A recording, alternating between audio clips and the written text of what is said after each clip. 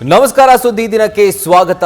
ನಾನು ರಾಹುಲ್ ದಯಾನ್. ಪ್ರಮುಖ ಸುದ್ದಿಗಳನ್ನ ನೋಡೋಕ್ಕೂ ಮುಂಚೆ ಈ ಕ್ಷಣದ ಹೆಡ್ಲೈನ್ಸ್. ಪಟಾಕಿ ಪೋರಿ, ಗೋಲ್ಡ್ ಚೋರಿ, ರನ್ಯಾ ಮತ್ತೆ ಜೈಲು ಪಾಲು. ಗೋಲ್ಡ್ ದಂಧೆ ಹಿಂದಿರೋ ಕಾಣದ ಕೈಗಳನ್ನ ಬಹಿರಂಗಪಡಿಸುವಂತೆ ವಿಪಕ್ಷಗಳ ಕೂಗು. ಚಿನ್ನದ ಚೋರಿ ಜೊತೆ ಕಾಂಗ್ರೆಸ್ ಸಚಿವರ ನಂಟು.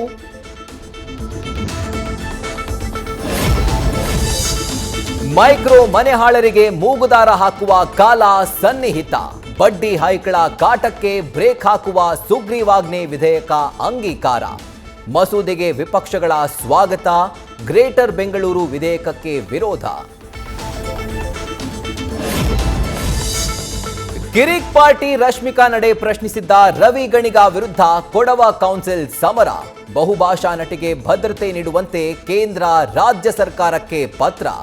ಪ್ರಚಾರಕ್ಕಾಗಿ ಪತ್ರ ಬರೆದವರಿಗೆ ಬೆಲೆ ಇಲ್ಲ ಅಂತ ಗಣಿಗ ತಿರುಗೇಟು. ಪುಣ್ಯಕ್ಷೇತ್ರಗಳಲ್ಲಿನ ನದಿಗಳ ಮಲಿನಕ್ಕೆ ಬ್ರೇಕ್ ಹಾಕಲು ಮುಂದಾದ ಸರ್ಕಾರ. ತೀರ್ಥಕ್ಷೇತ್ರಗಳಲ್ಲಿ ಸೋಪು, ಶಾಂಪೂ ಮಾರಾಟಕ್ಕೆ ನಿಷೇಧ.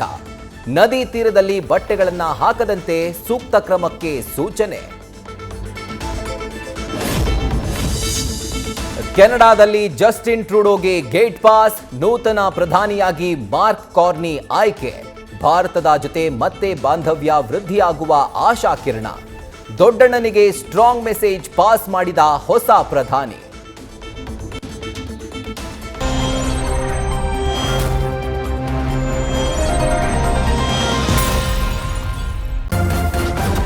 ನ್ಯೂಸ್ ಫಸ್ಟ್, ನಿರ್ಭೀತಿಯಿಂದ ನಿಮ್ಮ ಪರವಾಗಿ.